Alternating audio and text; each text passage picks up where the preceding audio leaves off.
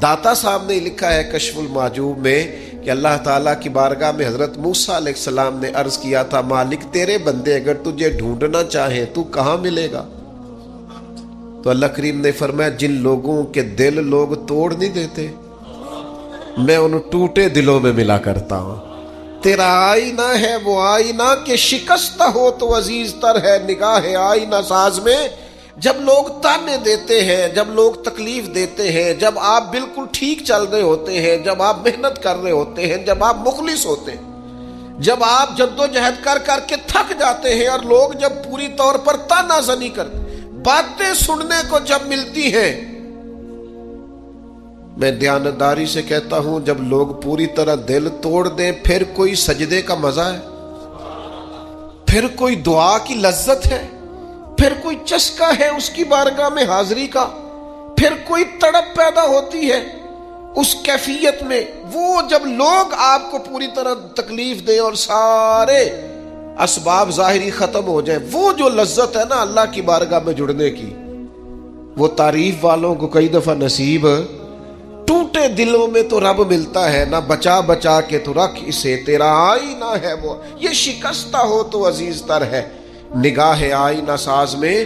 میرے عزیز طے کریں کہ اپنے ضمیر کے مطابق فیصلے ہوں گے، اللہ رسول کی رضا پانے کا کام ہوگا، اور اس تعریف سے نکل آئیں گے ہم کہ لوگ ہمارے بارے میں کیا کہتے ہیں۔ میں عرض کر چکا ہوں کہ داتا علی اجویری رحمت اللہ علیہ فرماتے ہیں کہ نبی پاک علیہ السلام کو صادق کہتے ہیں، امین کہتے ہیں، صلہ رحمی کرنے والا کہتے ہیں، اور جب کہا لا الہ الا اللہ پڑھو تو پھر جادوگر، پھر معاذ اللہ شاعر، پھر کچھ اچھا وہ یہ سارا کچھ کہتے رہے تو کیا حضور شام کو بیٹھ کے حضرت صدیق اکبر کے پاس یا گھر میں سیدہ ختیجہ کے پاس یہ تبصرے کرتے تھے معاذ اللہ کہ دیکھو جی لوگ بات ہی نہیں سنتے، دیکھو توجہ ہی نہیں کرتے، دیکھو مجھے جادو؟ حضور یہ تبصرے کرتے تھے؟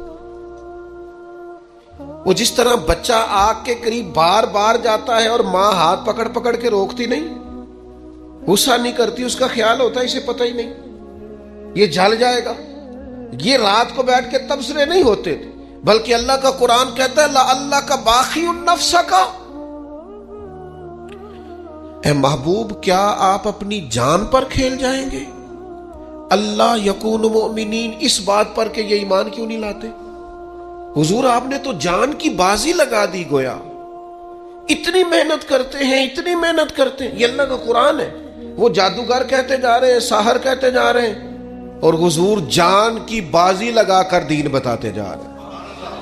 یہ مزاج ہے کہ آپ ان لوگوں کے بیچ کھڑے ہو کر انہی کی خیر کی بات کریں، انہی کے حق میں بھلے کی بات کریں جو آپ پر تانا زنی کر رہے ہیں۔ آپ انہی لوگوں کے لیے دیکھیے حضرت موسیٰ علیہ السلام کتنی جد و جہد کی جناب کلیم نے، کبھی فرعونیوں سے مقابلہ ہے، کبھی دریاؤں کا سفر ہے، کبھی صحراؤں کا علاقہ ہے، کس طرح حضرت موسیٰ علیہ السلام نے جد و جہد کی اپنی قوم کو نکالنے کے لیے۔ آپ قرآن مجید کھولیں، جگہ جگہ حضرت کلیم علیہ السلام کا ذکر ملے گا، کبھی وہ پانی کا مطالبہ لے کے آ گئے، کبھی کچھ لے کے آ گئے، دن رات حضرت موسیٰ علیہ السلام انہیں فرعون سے، فرعونیوں سے نجات دلانا چاہتے ہیں، لیکن وہ کتنی ذہنی اذیت دیتے ہیں۔ آپ تاریخ پڑھ کے دیکھیں، کبھی وہ ان سے کہا گائے ذبح کرو تو پوچھتے ہیں رنگ کیسا ہو، بچڑی ہو کہ جوان ہو۔ کبھی حضرت موسیٰ علیہ السلام کے بارے میں معاذ اللہ ثم معاذ اللہ، یہاں تک انہوں نے کہہ دیا کہ آپ نے تو اپنے بھائی حضرت ہارون کو قتل کر دیا، یہاں تک کہ ایک عورت کو کہا جا کہ جناب حضرت موسیٰ پہ الزام لگا دو۔ کبھی وہ کہتے ہیں کہ معاذ اللہ آپ اتنا اپنے آپ کو پردوں میں چھپا کے رکھتے ہیں، چونکہ حضرت کلیم بڑے حیادار تھے، اللہ کے سارے نبی حیادار ہوتے، تو وہ کہتے تھے لگتا ہے جسم پہ معاذ اللہ ثم معاذ اللہ کوئی عیب ہے، کبھی کوئی بات، کبھی کوئی بات، کبھی کوئی بات۔ لیکن آپ حضرت کلیم کو دیکھیں، وہ جہاں بھی رب کی بارگاہ میں عرض کرتے ہیں اپنی امت کی خیر ہی مانگتے ہیں، وہ اپنی قوم کی خیر ہی مانگتے ہیں، وہ اللہ کی بارگاہ میں یہی عرض کرتے ہیں مالک ان کے لیے ہدایت کے راستے واضح فرما۔ یہاں تک ان کی قوم نے کہہ دیا معاذ اللہ، یہ اللہ کا قرآن فرماتا ہے، آپ سورہ آراف پڑھ کے دیکھیے، وہ کہنے لگے اے موسیٰ ہمیں تو آپ سے پہلے بھی آپ کی وجہ سے تکلیف پہنچی معاذ اللہ، آپ کے بعد بھی آپ کی وجہ سے تکلیف پہنچی، وہ آپ کی ولادت کی خبر معروف ہوئی تو فرعون نے ہمارے بچے قتل کرانے شروع کر دیے، تو آپ کے تو آنے سے پہلے ہمیں تکلیفیں پہنچ رہی۔ لیکن حضرت موسیٰ پھر بھی کہتے ہیں اور صبر کرو، تمہارا دشمن ہلاک ہو جائے گا، اللہ تعالیٰ تمہیں کامیابی دے گا۔ اور پھر اللہ تعالیٰ نے اس کا اعلان بھی فرمایا، فرمایا یاد کرو نا بنی اسرائیل والو، وہ وقت یاد کرو نا، وَإِذْ نَجَّيْنَاكُمْ مِنْ آلِ فِرْعَوْنَ، پھر ہم نے تمہیں نجات دی فرعون والوں سے، پھر ہم نے تمہیں نجات دی ان لوگوں سے، فرعونیوں سے تمہیں بچا لیا۔ کس کی برکت سے؟ حضرت موسیٰ علیہ السلام کی برکت۔ اللہ نے ان کے ذریعے تبلیغ فرما کے بچا لیا۔ قومیں اس قدر تکلیف دیتی۔ حضرت سیدنا شعیب علیہ السلام کا ذکر ہمیں ملتا ہے سورہ ہود کے اندر۔ حضرت شعیب اپنی قوم کو منع کر رہے ہیں، کیا کہہ رہے ہیں؟ ناپ تول پورا کرو، نا انصافی نہ کرو، لوگوں کا حق نہ مارو، یہ خیر کی دعوت۔ قوم جواب میں کیا کہتی ہے؟ سورہ ہود پڑھیے، وہ کہتے ہیں ہمیں نہیں سمجھ میں آتی آپ کی باتیں، اگر ہمیں آپ کے قبیلے کا ڈر نہ ہوتا تو معاذ اللہ ہم تو آپ کو پتھر مار مار کے شہید کر دیتے۔ آپ انہیں تبلیغ دین کر رہے ہیں، آپ انہیں اخلاقیات سکھا رہے ہیں، آپ ان کے کردار و عمل میں خوبصورتی پیدا کرنا چاہ رہے ہیں۔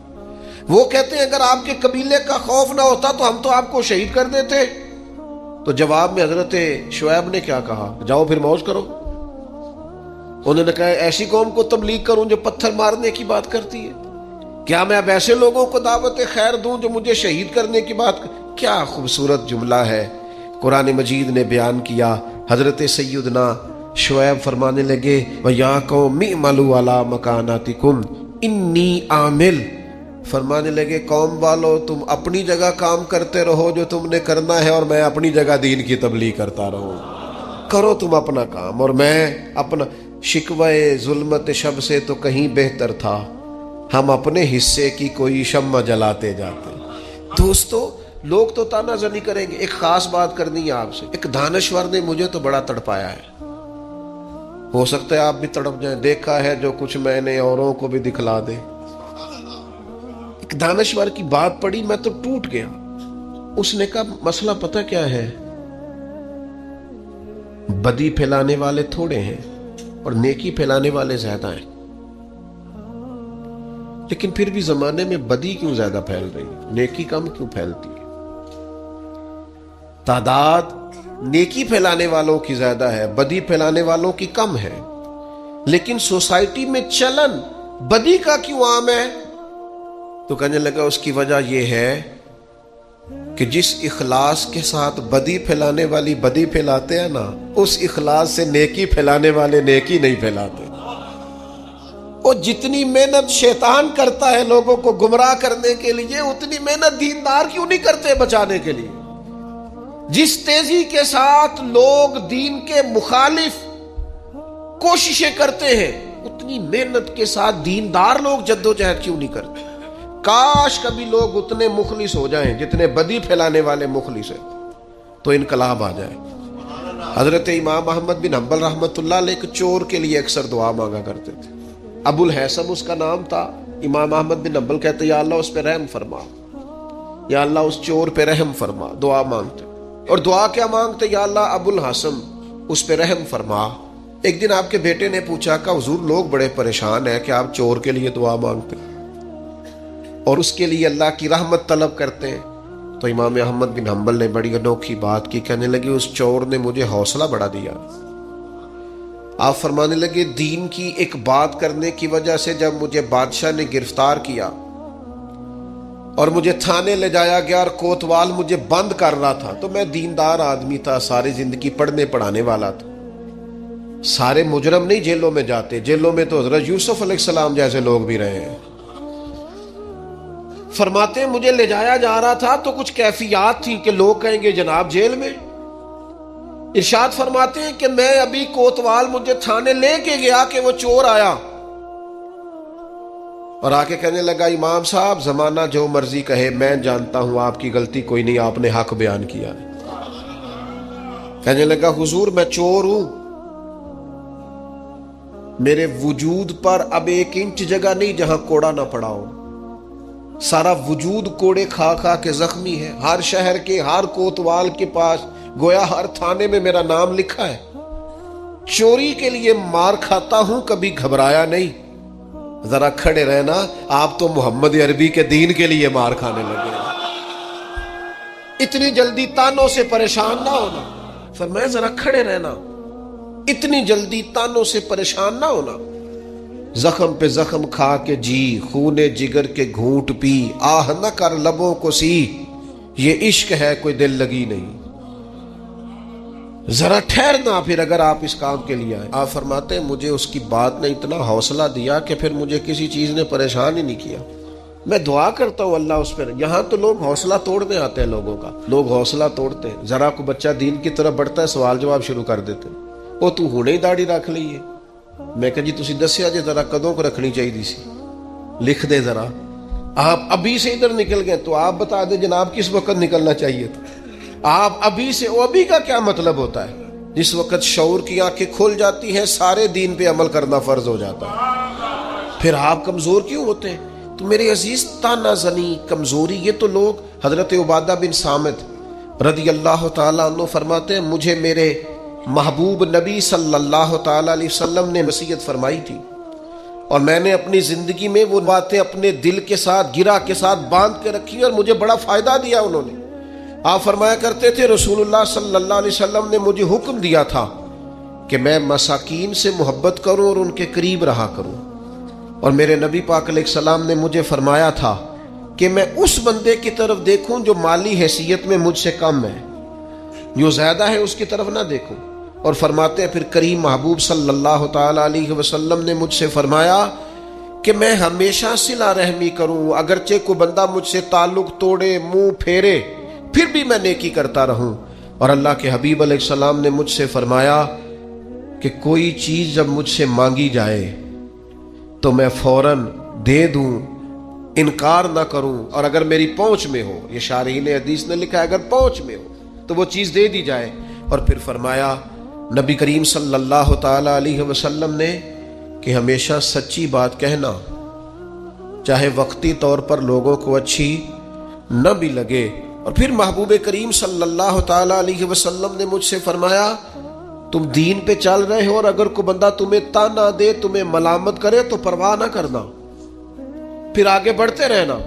और फिर मेरे करीम हबीब ने मुझसे फरमाया था लाहौल शरीफ कसरत से पढ़ा करना, ये अर्श के खजानों में से खजाना है, कसरत से पढ़ना। आज आप देख ले, हम नहीं कहते सच्ची बात, सिर्फ इसलिए डरते हैं कि लोग ताना देंगे, लोग सख्त बात करेंगे, लोगों के अंदर जो हमारा एक मियार बना हुआ है वो कम होगा, ताना जनी का दरवाजा खुलेगा। सिर्फ इसी बात से डरते हुए मैं बहुत सारे लोगों को जानता हूं, समझता हूं इस बात को कि अगर अपने कबीले और बरादरी में वो सच कह दे तो उनके कहने के असरात होंगे, लेकिन वो सबकी गुड बुक में रहना चाहते हैं, वो सच बोलना नहीं चाहते, वो सबके हक में, सबके लिए अच्छा रहना चाहते हैं, वो अवामी पजीराई चाहते हैं। लिहाजा जो खैर की बात उनकी पहुंच में भी है वो भी नहीं करते, हत्ता कि अपने घर में, अपनी औलाद में, अपने बच्चों के बीच भी इंसाफ नहीं कर पाते। क्यों? इसलिए कि वो कहते हैं लोग मेरे मुखालिफ हो जाएंगे।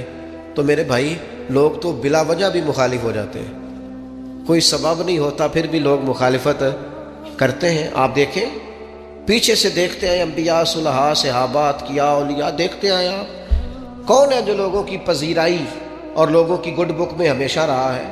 अगर बड़े लोग भी तारीफ करने वाले आपको मिलेंगे तो ढेर सारे तनकीद करने वाले भी मिलेंगे। बहुत सारे लोग आपको मिलेंगे जिनके लबो लहजा तीर से ज्यादा सख्त है, जिनकी आंखों के अंदर आपके लिए इतने सख्त तीर हैं कि वो बादों का जुमलों से ज्यादा सख्त महसूस होते हैं। कैसे आप गुजारा करेंगे? इसलिए बेहतरीन ये है लोगों को देखकर राह का तायुन न करें, रस्ते का तायुन रब रसूल की रजा देख कर करें और फिर उस पर चलते जाएं, सफर करें। अल्लाह के प्यारे हबीब अलैहिस्सलाम ने फरमाया, हजरत अबू सईद खुदरी रदी अल्लाह ताला अन्हु हदीस के रावी हैं, मुस्नद इमाम अहमद बिन हम्बल में मौजूद है।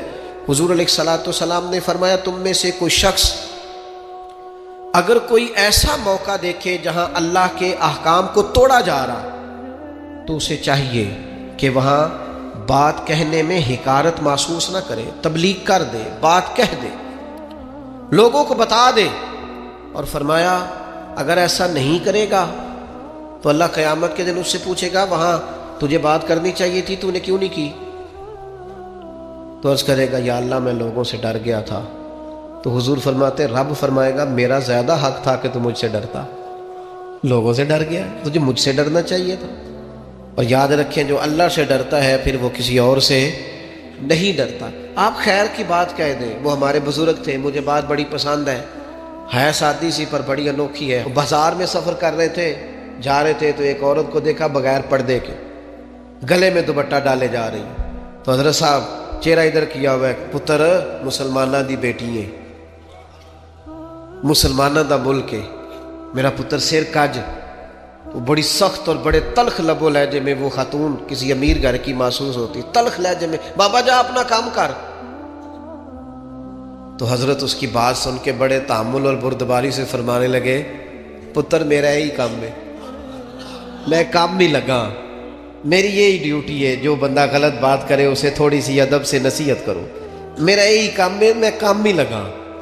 تو وہ بات جو دل سے نکلتی ہے اثر رکھتی، پر نہیں طاقت پرواز مگر آپ کہیں تو صحیح دین کی بات، اپنے بیٹے کو بھی نہیں کہتے حضور کے دین کا پیغام، چھوٹے بھائی سے بھی نہیں کہہ سکتے، اپنے ماتحتوں سے بھی نہیں کہہ سکتے آؤ یار نماز کے لیے چلیں، اپنے گھر میں بھی اتنی جرت اور طاقت نہیں رکھتے، ہر کام کے لیے ناراض ہوتے ہو، لیکن صرف لوگوں کے ڈر سے کہ لوگ کیا کہیں گے، ہر وقت کمزوری دکھانا۔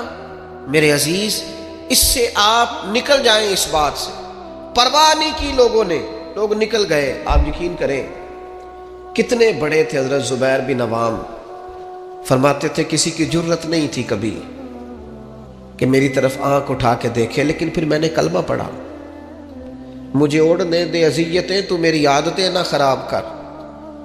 فرماتے چٹائی لپیٹ کے نہ میرے گرد مجھے باندھ کے، تو اس کو میرا چچا آگ لگا دیتا تھا، وہ جو دھواں ہوتا تھا نا اس کا، ایک دھواں بڑی تکلیف دیتا ہے اگر آپ دھوئیں میں گر جائیں، فرماتے اس سے مجھے اذیت پہنچتی، تکلیف پہنچتی، لیکن ہر لمحہ میرے دل سے بھی صدا نکلتی، حق وہ ہے جو رسول پاک لے کے آئے، سچ وہ ہے جو نبی کریم علیہ السلام نے بیان فرمایا۔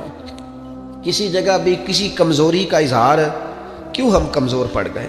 اللہ جانے کون سی ایسی باتیں ہیں جن کی وجہ سے ہم پیچھے رہتے جا رہے ہیں۔ میرے عزیزوں ان کمزوریوں سے اپنے آپ کو نکالو۔ میں آپ سے عرض کروں اپنے بچوں کو بزدل نہ بنائیں،